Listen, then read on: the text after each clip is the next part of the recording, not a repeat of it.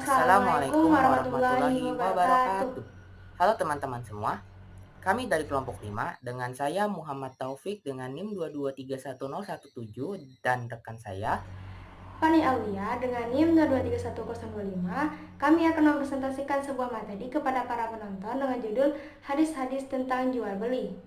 Sebelumnya kami ucapkan terima kasih kepada Ibu Riani Fitri Lubis ME selaku dosen pengampu mata kuliah Hadis-hadis Ekonomi yang telah memberikan tugas ini sebagai salah satu aspek penilaian mata kuliah ini. Jadi, Jadi, selamat selamat menyaksikan. menyaksikan. Pembahasan pertama itu adalah definisi dari jual beli. Nah, dalam suatu kegiatan hidupan kita sehari-hari, salah satu usaha untuk memenuhi kebutuhan adalah dengan usaha perdagangan atau jual beli. Untuk terjadinya usaha tersebut, diperlukan adanya hubungan timbal balik antara penjual dan pembeli. Jual beli adalah saling tukar-menukar antara benda dengan harta benda atau harta benda dengan uang ataupun saling memberikan suatu harta kepada pihak lain dengan imbalan terhadap benda tersebut dengan menggunakan transaksi yang didasari dengan saling ridho dan dilakukan secara umum. Nah, jadi secara sempit, jual beli itu diartikan sebagai jual saling tukar menukar antar benda. Nah, secara etimologi, jual beli ini memiliki dua arti. Yang pertama itu adalah tukar menukar sesuatu dengan sesuatu yang lain, atau jual beli dengan arti lain adalah tukar menukar secara mutlak. Nah, jadi secara bahasa itu jual beli adalah tukar menukar dengan apa saja, baik itu antara barang dengan barang, barang dengan uang ataupun uang dengan uang. Tadi itu adalah pengertian jual beli secara bahasa. Nah, secara istilah jual beli ini dalam pandangan ulama memberikan definisi yang berbeda-beda. Di sini saya akan memaparkan definisi jual beli secara istilah dari tiga ulama. Yang pertama adalah ulama Hanafiyah, itu mendefinisikan jual beli ke dalam dua arti. Yang pertama arti umum dan arti khusus. Arti umum, jual beli adalah tukar menukar harta dengan harta menurut cara yang khusus. Dalam artian ini harta mencakup zat berupa barang atau uang. Nah, itu secara umum menurut Hanafi. Kemudian secara khusus masih menurut dengan Hanafi, jual beli adalah tukar menukar dengan dua mata uang dalam hal ini emas dan perak dan semacamnya, atau tukar menukar barang dengan uang atau semacamnya menurut cara yang khusus. Kemudian dari definisi yang kedua, itu adalah definisi dari Hanabila. Menurut Hanabila, jual beli adalah tukar menukar harta dengan harta, tukar menukar manfaat yang mubah dengan manfaat yang mubah untuk waktu selamanya, bukan riba dan bukan hutang. Nah, untuk definisi ketiga itu adalah dari Hasbi As-Siddiqi. Menurut Hasbi As-Siddiqi, jual beli adalah pertukar akad yang tegak atas pertukaran harta dengan harta, maka jadilah pertukaran milik secara tetap. Nah, dari ketiga definisi di atas, maka dapat disimpulkan bahwa jual beli adalah suatu perjanjian tukar menukar benda atau benda yang mempunyai nilai secara sukarela di antara kedua belah pihak, yang pihak pertama itu menerima benda dan pihak kedua itu menerima sesuai dengan perjanjian atau ketentuan yang telah dibenarkan oleh syara. Misalnya kalau pihak yang menerima itu menerima uang atau menerima barang yang nilainya itu sama atau setara dengan barang yang ditukarkan oleh pihak pertama, kayak gitu. Yang kedua adalah dasar hukum Al-Quran tentang jual beli. Nah, jual beli ini adalah suatu perkara yang telah dikenal oleh masyarakat sejak zaman dahulu, sejak zaman Nabi Shallallahu Alaihi Wasallam. Allah mensyariatkan jual beli ini sebagai pemberian keleluangan dan keleluasaan darinya untuk hamba-hambanya, yang mana dalam Al-Quran itu Allah membolehkan jual beli serta mengharamkan riba. Nah, surah yang menerangkan mengenai dihalalkannya jual beli dan diharamkannya riba itu terdapat dalam Al-Quran surah Al-Baqarah ayat 275 yang bunyinya itu adalah wa ahhalallahul bai'u wa harramur riba. Artinya Allah telah menghalalkan jual beli dan mengharamkan riba. Nah, dari potongan ayat di atas itu merupakan suatu tegasan bahwa Allah itu secara tegas melarang riba, namun menghalalkan jual beli, sehingga kita sebagai umat manusia itu boleh untuk melakukan jual beli asalkan tidak mengandung unsur riba. Kemudian yang kedua itu adalah dalam Quran surat An-Nisa ayat 29 yang menerangkan bahwa kita tidak boleh untuk memakan harta dengan jalan yang batil. Bunyinya Bismillahirrahmanirrahim. Ya ayyuhallazina amanu la ta'kulu amwalakum bainakum bil batil illa an takuna tijaratin an taradim minkum. Al-ayah yang artinya, hai orang-orang yang beriman, janganlah kamu saling memakan harta sesamamu dengan jalan yang batil, kecuali dengan jalan perniagaan yang berlaku dengan suka sama suka di antara kamu. Nah, ayat ini itu memberikan makna bahwa kita sebagai manusia itu dilarang untuk memakan harta dengan jalan yang batil. Jalan yang batil ini maksudnya seperti mencuri, menyuap, berjudi, dan lain-lainnya yang mengandung unsur-unsur haram yang telah ditetapkan oleh Allah Subhanahu wa taala. Nah, jadi dari kedua ayat tersebut maka jual beli ini pada dasar hukumnya itu adalah dibolehkan karena telah banyak dalil yang menerangkan mengenai pengertian dasar hukum dari jual beli ini, yang mana hukum jual beli menurut Al-Quran ini adalah boleh. Mungkin begitu. Baik, materi selanjutnya saya akan menjelaskan tentang rukun dan syarat jual beli. Adapun rukun jual beli menurut jumhur ulama ada 4. Yang pertama itu bai atau penjual, orang yang menjual. Yang kedua ada mustari, pembeli atau orang yang membeli. Yang ketiga itu ijab dan qabul atau kesepakatan. Yang keempat ada mauquf alaihi atau benda atau barang yang diperjualbelikan. Yang kedua itu ada syarat jual beli.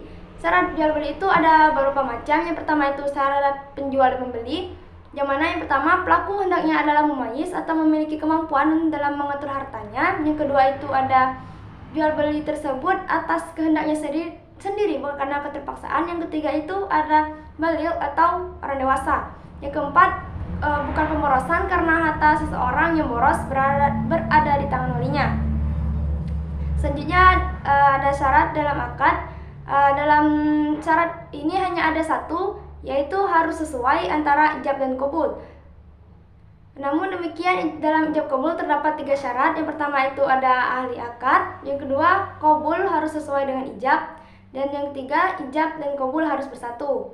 Selanjutnya itu ada syarat barang yang diperjualbelikan. Nah, syarat barang yang diperjualbelikan itu ada 4. Yang pertama itu suci, bukan barang yang haram. Yang kedua itu bermanfaat, yang mana barang tersebut memiliki manfaat. Dan yang ketiga barang tersebut milik sendiri, yang mana barang tersebut harus milik si penjual sendiri, bukan barang milik orang lain. Yang keempat itu jelas dan diketahui oleh kedua orang yang melakukan akad, yang mana dalam jual beli tersebut kedua belah pihak, si penjual dan pembeli itu harus tahu terkait dalam transaksi tersebut.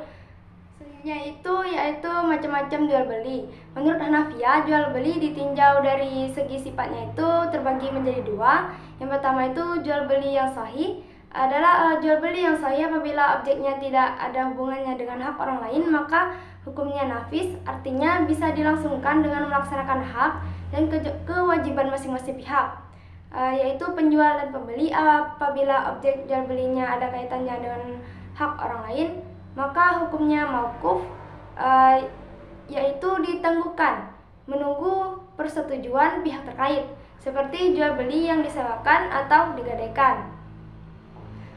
Dan yang kedua itu ada jual beli ghair sahih, yaitu jual beli ghair sahih adalah jual beli yang tidak dibenarkan sama sekali oleh syara, dan dinamakan jual beli batil, atau yang disyariatkan dengan terpenuhi pokoknya atau rukunnya, tidak sifatnya, dan ini dinamakan jual beli fasid. Ditinjau dari segi benda yang dijadikan objek jual beli yang dikemukakan oleh Imam Taqiyuddin terbagi menjadi tiga, yaitu yang pertama jual beli benda yang kelihatan, yaitu pada waktu melakukan akad jual beli benda atau barang yang diperjualbelikan ada di depan penjual dan pembeli. Yang kedua itu jual beli yang disebutkan sifat-sifatnya dalam janji, yaitu jual beli seperti pesanan atau jual beli salam. Yang ketiga itu ada jual beli benda yang tidak ada. Selanjutnya itu ditinjau dari akad jual beli terbagi menjadi tiga. Yang pertama itu akad dengan lisan, yaitu adalah akad yang dilakukan kebanyakan orang bagi orang bisu diganti dengan isyarat. Yang kedua itu ada akad jual beli melalui utusan, perantara, tulisan, atau surat menyurat. Jual beli ini sama halnya dengan ijab kabul dengan ucapan. Yang ketiga ada jual beli dengan perbuatan atau dikenal dengan istilah mu'attah, yaitu mengambil dan memberikan barang tanpa ijab kabul. Selanjutnya itu jual beli yang dilarang oleh syarat tapi sah hukumnya, akan tetapi pelakunya mendapatkan dosa. Yang pertama itu ada hadir libat, yaitu menemui orang-orang desa sebelum mereka masuk pasar dan membeli bendanya dengan harga yang semurah-murahnya sebelum mereka tahu harga pasaran. Kemudian menjual dengan harga yang setinggi-tingginya. Perbuatan ini sering terjadi di pasar yang berlokasi di perbatasan daerah. Yang kedua itu ada talaki rukban. Praktek ini adalah sebuah perbuatan seseorang di mana ia mencegah orang-orang yang membawa barang dari desa dan membeli barang itu sebelum tiba di pasar. Rasulullah SAW melarang praktek semacam ini dengan tujuan untuk mencegah terjadinya kenaikan harga. Yang ketiga itu ada menawar barang yang sedang ditawar orang lain.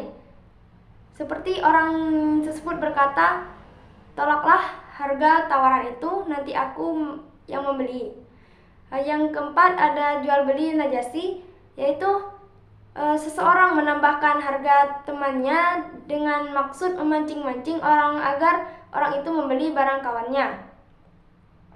Yang kelima ada jual beli hasoh atau kerikil, ialah jual beli di mana pembeli menggunakan kerikil dalam jual beli. Kerikil tersebut dilemparkan ke berbagai macam penjual.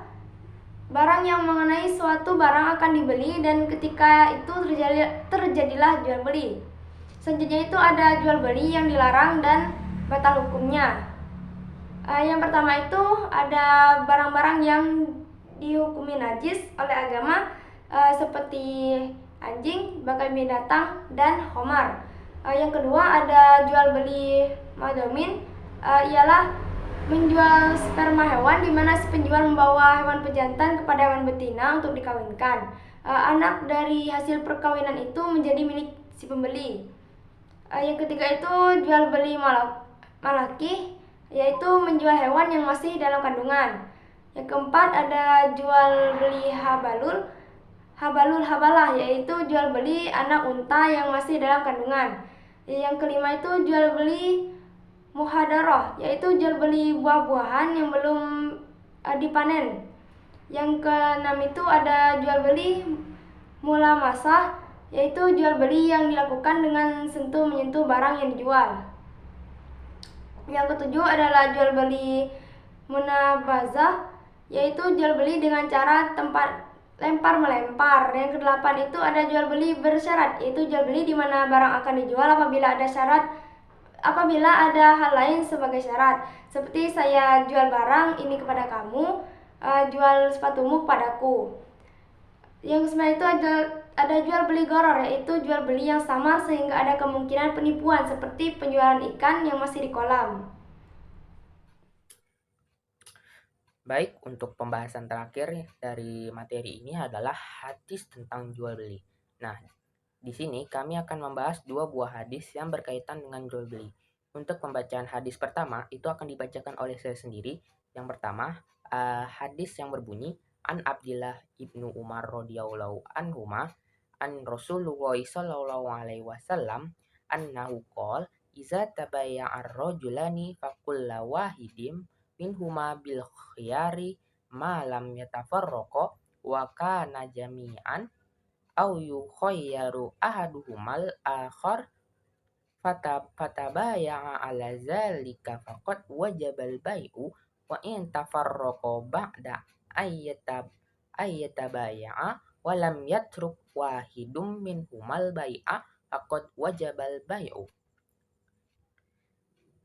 Yang artinya dari Abdullah bin Umar radhiyallahu anhuma dari Rasulullah Shallallahu alaihi wasallam, beliau bersabda, jika dua orang saling berjual beli, maka masing-masing di antaranya mempunyai hak pilih selagi keduanya belum berpisah dan keduanya sama-sama mempunyai hak, atau salah seorang di antara keduanya memberi pilihan kepada yang lain. Beliau bersabda, jika salah seorang di antara keduanya memberi pilihan kepada yang lain, lalu keduanya menetapkan jual beli di atas dasar pilihan itu, maka jual beli menjadi wajib. Hadis riwayat Bukhari dan Muslim. Nah, kaitannya dengan ekonomi saat ini itu adalah dalam jual beli kita itu sedang memilih barang untuk kita beli dari penjual. Nah, proses memilih dalam kegiatan jual beli ini itu disebut dengan hak khiyar. Lanjut, setelah kita memilih barang yang ingin kita beli, maka kita wajib untuk melaksanakan jual beli tersebut hingga tercapai kesepakatan dan kerelaan antar keduanya, sehingga tidak ada yang merasa terzolimi setelah jual beli itu dilakukan. Nah, jadi jual beli itu dalam kegiatan ekonomi merupakan salah satu bagian yang sangat vital karena dengan jual beli kegiatan ekonomi itu akan terus berjalan karena dari pihak pembeli itu dapat mendapatkan barang yang mereka inginkan dan si penjual itu akan mendapatkan keuntungan dari barang yang ia jual. Nah, mungkin itu penjelasan hadis yang pertama. Selanjutnya untuk penjelasan hadis kedua itu akan dijelaskan oleh rekan saya. Baiklah, selanjutnya saya akan menjelaskan hadis tentang jual beli. Bismillahirrahmanirrahim. An Jabir ibn Abdillahi radhiyallahu anhuma anhu sami an Rasulullahi sallallahu alaihi wasallam yaqulu amal fatwa huwa bima kata innallaha warisulahu harrama bai'al khamri wal maitahi wal hinzirin wal asnami fakila ya Rasulullahi araita suhumal maitahi fa innaha yutla biha sufunu wa yudanu bihal juludu wa yatas bihu bihan nasu faqala lahu wa haramun summa qala Rasulullahi sallallahu alaihi wasallam inda zalika qatalallahu yahuda innallaha lama harrama suhumaha jamaluhu summa ba'uhum fa'akalu samanah. Yang artinya dari Jabir bin Abdullah radhiyallahu anhu bahwasannya ia mendengar Rasulullah bersabda pada tahun kemenangan di Mekah. Rasulullah bersabda, sesungguhnya Allah dan Rasulnya mengharamkan menjual minuman yang memabukkan atau khamar, bangkai, babi dan berhala. Lalu ada orang bertanya, ya Rasulullah, bagaimanakah tentang lemak bangkai? Karena dipergunakan untuk mengecat perahu-perahu supaya tanah air dan meminyaki kulit-kulit, dan orang-orang mempergunakannya untuk penerangan lampu. Rasulullah menjawab, tidak boleh karena itu haram. Kemudian di waktu itu Rasulullah SAW bersabda, Allah melaknat orang-orang Yahudi. Sesungguhnya Allah tatkala mengharamkan lemaknya bagi mereka cairkan lemak itu kemudian dijualnya. Kemudian mereka makan. Harga makan harganya. Hadis riwayat Bukhari. Nah, berdasarkan dari hadis tersebut dapat disimpulkan bahwa manusia yang baik memakan suatu makanan adalah makanan hasil usaha tangannya sendiri. Maksudnya, apabila kita akan menjual atau membeli suatu barang, yang diperjualbelikan harus jelas dan halal dan bukan milik orang lain, melainkan milik kita sendiri. Allah melarang menjual barang yang haram dan najis. Maka Allah melaknat orang-orang yang melakukan jual beli haram yang diharamkan seperti tadi, yaitu menjual minuman yang memabukkan atau khamar, bangkai, lemak babi, dan berhala.